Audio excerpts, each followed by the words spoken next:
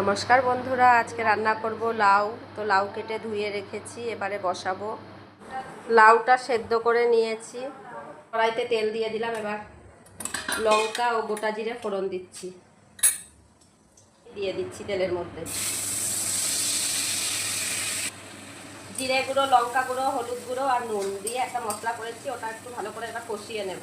লাউটা দিয়ে দিচ্ছি, সেদ্ধ করে রাখা লাউটা দিয়ে দিচ্ছি, একটু ভালো করে নেড়ে চেড়ে নেব। গোটা কাঁচা লঙ্কা ফেলে দিলাম, এরপরে একটু চিনি দিয়ে দেবো। তাহলে খেতে ভালো হয়। তো এখন মানুষ কাটার ভয়ে এই সব তোকে খুব কমই খায়। এখন মাছ, মাংস, ডিম সবাই বেশিই খায়, শাকসবজিটা একটু কমই খায়। তো আমি প্রতিদিনই চেষ্টা করি কিছু শাকসবজি করার।